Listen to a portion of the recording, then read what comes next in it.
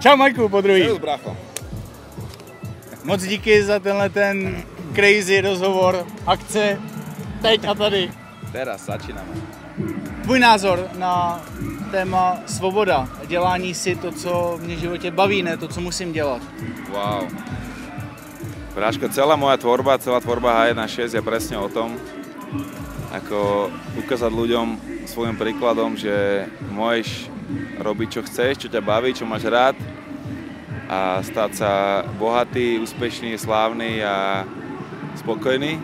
To robíme už 15 rokov, takisto ako Hip Hop Camp. A sme rádi, že sme tu zase a zase sme rozbili ten stage. Myslíš si, že to je volba, nebo že to má každý předurčený, co bude dělat, nebo se může rozhodnout, zvednout as a začít něco dělat?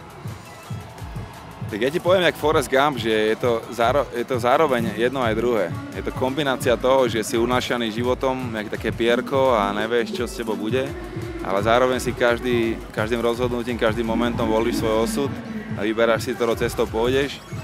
Takže niekedy treba byť pokorný dosť na to, aby si uvedomil, že ne všetko máš pod svojou kontrolou a že tie vonkajšie okolnosti sú nevyspytateľné a dejú sa veci, ktoré možno nemáš úplne v pláne. A na druhej strane máš jednu veľkú vec, máš kontrolu nad svojou myslou, nad tvojou perspektívou, nad tom, jak vnímaš ten svet, jak sa pozeráš na tú realitu a to je tá sila. Keď si uvedomíš, že ty si pánom svojej hlavy, svojej mysle, tak vtedy pochopíš, že máš silu a že vyberáš si vlastne viac menej ten život sám.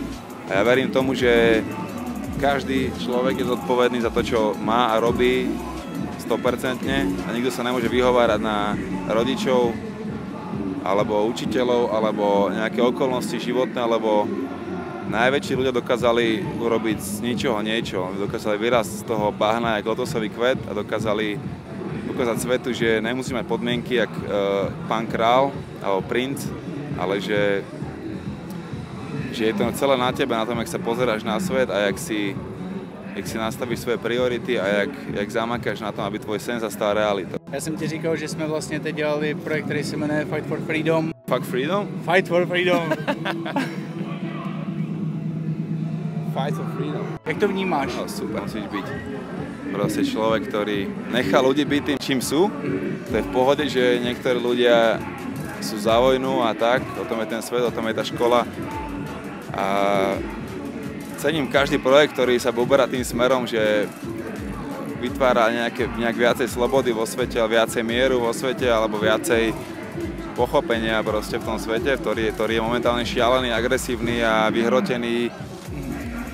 A každý človek, ktorý robí niečo preto, aby ľudí spájal a ukazoval im, že sme jedna veľká rodina a nerobil rozdiely medzi rasami, náboženstvami a etnickými skupinami.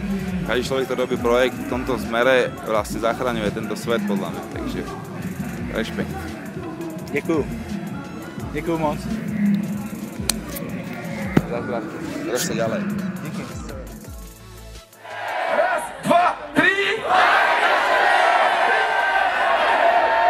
Legendárna Crew 1.6, brácho, v tvojom krásnom meste.